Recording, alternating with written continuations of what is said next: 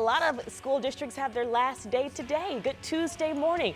Glad you're up with us here on 13th Sunrise as the sun is coming up. Julia is back. It's warmer. It feels like we're inching towards summer eventually, right? We most certainly are. And it is, if it didn't feel like it to you yesterday, it's definitely going to be feeling like it today, right? We've got that humidity creeping. Yeah, it's going to start coming back this afternoon. And by the way, kids at home, do not play that song.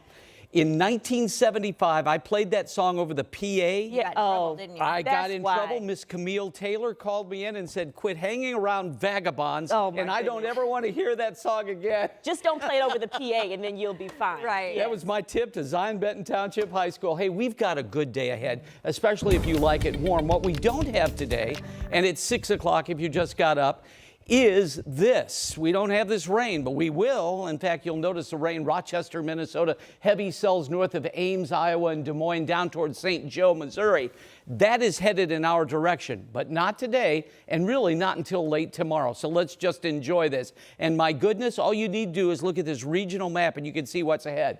Notice this, 62 in Indy, 72 in St. Louis and Des Moines. That is really warm air, and that's headed in our direction, particularly this afternoon. As we drill down a little bit, it's 61 this morning in Flora and Peru. Good morning, all you Tigers there. Monticello's at 61, Shelbyville 61. I think this might be wrong. 50 in Richmond's probably a little warmer than that. Maybe there's a bird sitting on the thermometer out at the airport, but it is going to be a warm one. Dew points right now are in the 50s. They will be in the 60s later today. Now, as you have that cup of morning coffee, consider iced coffee if it's going to be later today, because we'll be at 70 as early as 9 o'clock this morning with eventually a high of 87 degrees. That will be the 10th 80-degree day this season and tie us for, Lindsay, the hottest day of the year so far. How about that? Woo! Gonna start hydrating now. Yeah, that's a good idea, absolutely. Yes, how's traffic? We've got some new construction zones I want to let you know about. Now, a lot of these are going to be taking place during the overnight hours. Work ramps up around 9 o'clock in the evenings. Should be completed by about 5, 6 a.m. depending on what stretch of road we're talking. Now I want to start on the south side. This is 65 northbound at I-465. Noticing this new traffic flow pattern we've got. They're actually going to be out doing some lane restrictions as some road work continues in between Southport Road and I-465 this week. So this is going to be between 9 p.m. and 5 o'clock in the morning. That runs all the way through the start of the weekend. Also, some work getting done on 465 northbound over on the west side in between I-70 and I-74. Overnight lane closures between 8 p.m. and 5 a.m. as they lay some new pavement. Want to take you now out to the west side. Everything has cleared as of right now, so we are moving along without much of an issue. But if we do see any delays develop, we'll be sure to let you know. Thank you, Lindsay. Let's get back to that breaking news that we've been following for the last several hours here on Sunrise. Yeah, we actually have new information. Metro Police on the scene now tell us it was a double shooting. This is the near north side. Matthew is there, and this is about 38th in Pennsylvania, so pretty close to the station here, right, Matthew? Yeah, that's right. Just about 5 minutes north of the station. Metro Police confirming to us that 2 people were shot and one of them unfortunately died here. Now, we're still working to learn exactly more information on those 2 victims involved, but as you can see behind me, it is still a very active scene here at the historic Dorchester Apartments. We have seen detectives go in and out of one of these apartment buildings here at the scene for the last several hours. You can still see a few people here on scene who looks like to be either residents or people who may have been associated with one of the victims. I can tell you when we first arrived on scene earlier this morning, we did see one woman crying hysterically, yelling out, "Not my baby." So again, a very emotional scene earlier, but right now investigators are still here trying to piece together what exactly happened. We do know that a PIO with IMPD is expected to be here any minute now, hopefully to give us some more details on exactly what transpired here and more details on the victims. But again, Julia and Jalea, we do know 2 people were shot. One of them unfortunately died.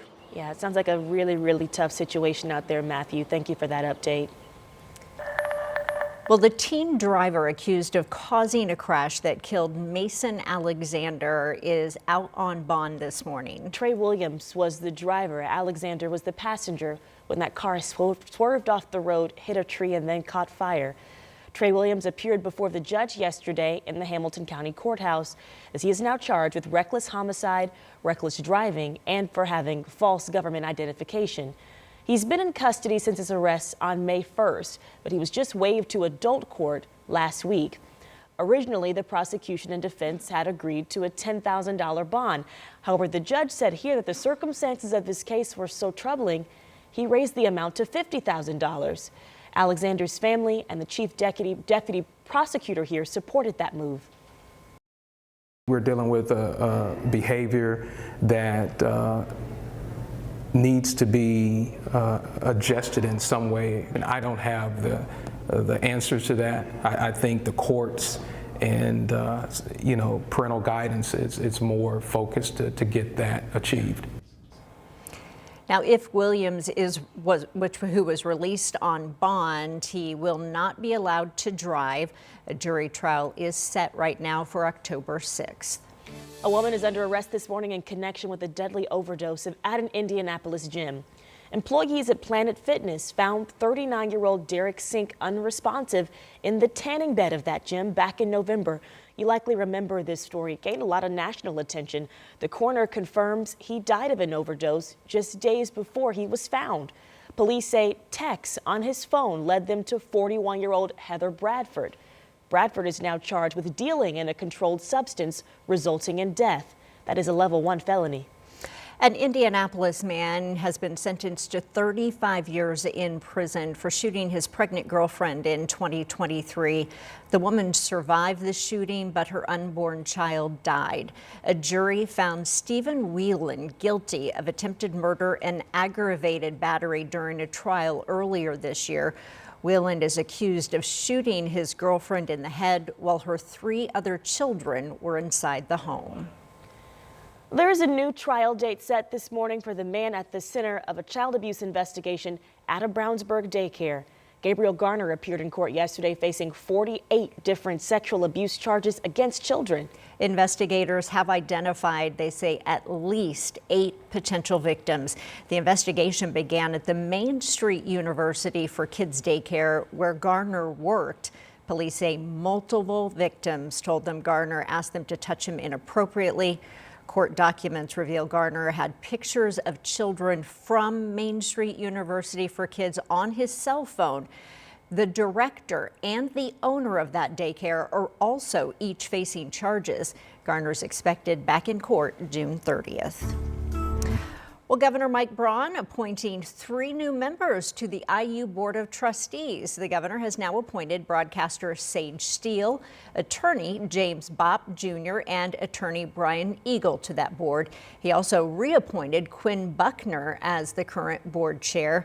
Those appointments, of course, come after the governor fired 3 elected board members. Language added to the state budget bill this past legislative session gave the governor power to replace them.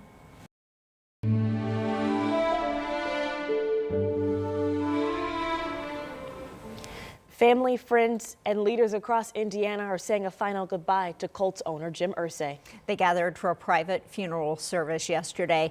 Ersce died May 21st at the age of 65. Since that day, there have been an outpouring of love and support for Ersce and his family. Yes, it was no surprise that so many people were there yesterday for that memorial service at St. Luke's United Methodist Church. We spotted former players and coaches, including Dwight Freeney, Reggie Bush, Chuck Pagano, and Frank Reich. Tony Dungy did a reading, and John Mellencamp performed a couple of songs there. And former Indiana governors Eric Holcomb and Evan Bayh also paid their respects. Ersce's grandchildren served as pallbearers and flower bearers. The Colts front office saying that there are plans being made for a public memorial. We will share that with you once they're announced. But on WTHR Plus right now, you can take a deeper look at Ersce's life and work. Our special is now available on demand. Just download our free app and watch on your TV. Well, the Fever get busy tonight, taking on the Washington Mystics right here on your local home for the Fever. Guard Sophie Cunningham is out of tonight's game because of an issue with her right ankle. Yeah, along with fellow guard Caitlin Clark, who is still out. Noticeably absent from the injury list is Sydney Colson, who hurt her leg during Friday's game with the Connecticut Sun. So to help deal with all these injuries, the Fever just signed guard Ersce McDonald using the emergency hardship exception. That gives a team a chance to sign someone who can play immediately if the team drops below 10 eligible players. McDonald spent the 2024 season with the LA Sparks. And don't forget, we're your local TV home for the Fever. You can watch tonight's game on our sister station, MeTV. Tip-off for tonight's game is 7 o'clock. The Fever are hoping to break a 3-game losing streak, Chuck. Yeah, and I'll tell you, on vacation, some of you are, go see the Fever. Or if you're headed out to the airport, keep this in mind. Temperatures are great. No major weather problems here, but we do have delays at Indianapolis International to Chicago and to LA. We could see more delays Wednesday night into Thursday. Hot and humid today, but rain on the way by the middle of the week. My forecast is coming up. Speaking of the airport, Chuck, this morning a critical part of Newark Airport is back open after being shut down for several weeks. How it helps ease the travel tensions at one of the nation's busiest airports, we'll explain at 6:45. And this morning, we're getting new details after a terror attack in Boulder, Colorado. Investigators now say the suspect is admitting to planning that attack a year before it happened. We have details coming your way at 6:15.